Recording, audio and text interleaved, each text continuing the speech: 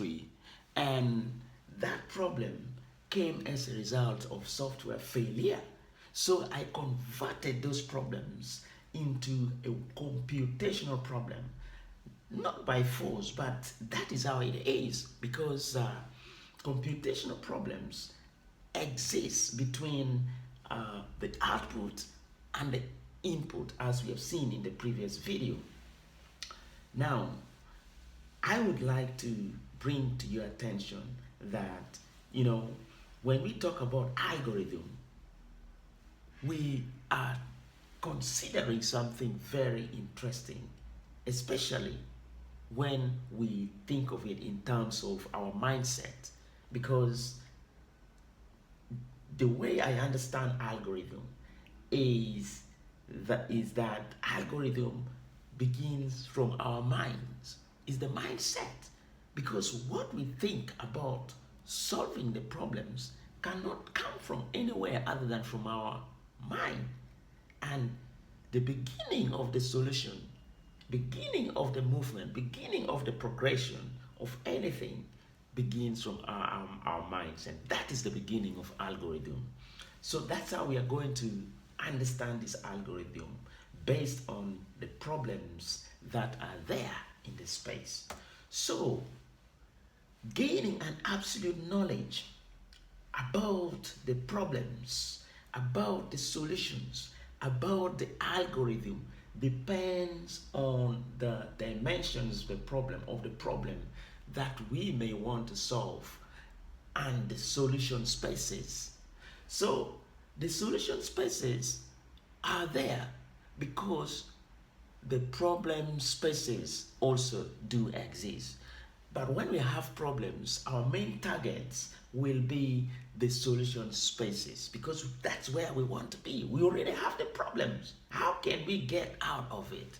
That should be our prime goal. How can we get out from the problem?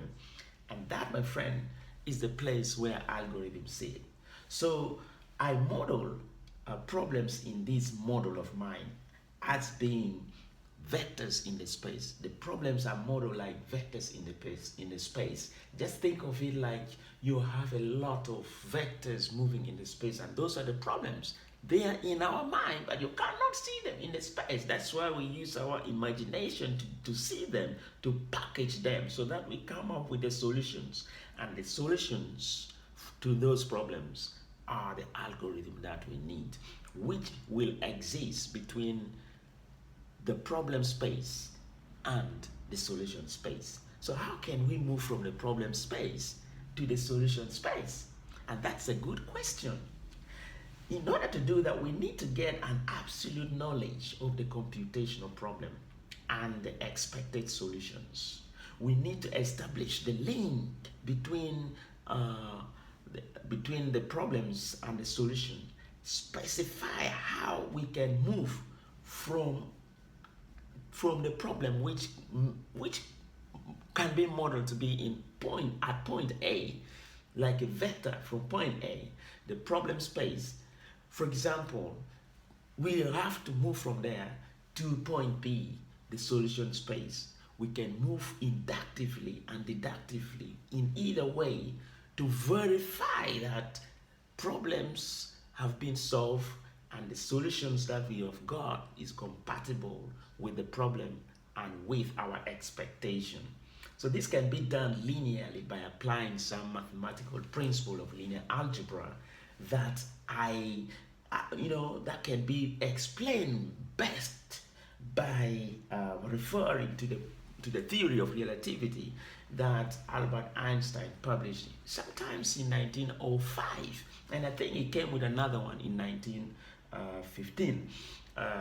So I use that theory of relativity from the locality perspective, because we are considering the problems to be located at the problem space, and the solutions will be at the solution space, but all of them are found in the whole space. So the problem can be in a subspace, and the solution may also be in a subspace for that particular problem.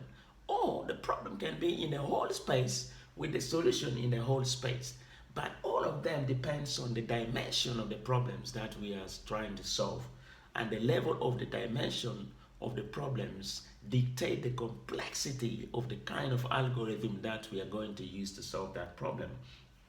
So I decided to apply the theory of relativity here from the principle of locality aspect of it.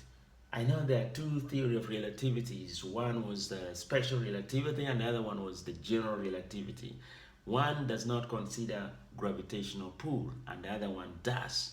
But in this case, I consider problem to be under either of the case, because problem may stay there and block you from doing what you want to do.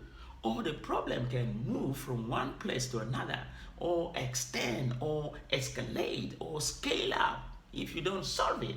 And that movement can be influenced by some kind of force, and I model that force to be gravitational, just like a force of gravity, you know, to let the problem move. Even if you don't want it to escalate, it will always continue moving unless you solve it. So I use that to build this model. I use that concept, that understanding from the theory of relativity based on the principle of locality, and I use linear algebra in mathematics to kind of like come up with the best way to understand how we can move from the problem space to the solution space by creating some kind of link between the problems and the solution, and devise the transformation method in order to solve the problems. An algorithm is needed in between, in the solution space, between the solution space and the problem space. Just assume that the problem space is the input that we are going to give to the system, and the solution space is the output that we are going to get after processing the input from the system. Now the algorithm is what we need in between, because between input and output, that is where computational problem exists, simply because of the bad algorithm, which cannot be able to work it out in order for us to get to the solution space. So thank you for viewing. This is just a brief introduction to the algorithm and the model for solving computational problem. I hope this video has been informative, and thank you for viewing. I will see you in the next video, and we will be dealing with this algorithm and the model for solving computational problem until when we reach to a point where I will demonstrate this model to you practically, by bringing the picture in your mind so that you know what I am talking about when I say this is a vector, this is a solution space, this is a problem space, this is 1D, 2D.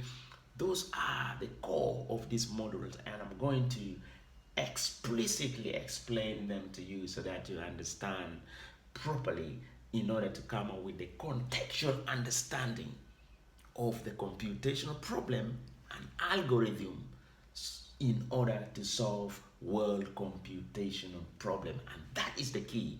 Remember, this course is about the concept, but the concept which is more to do with the context that bridges between the concept and the practical. So we are in between. We are trying to find the best position that we can sit in between the solution and the problem in order to match our skills, so that we apply the skills and experience to the problems in order to get that solution. We are the solution. We are in between. We are the solution. We want to get that solution right. And we can do that by the contextual understanding of this model. Thank you for viewing. I hope I will see you in the next video. Thank you.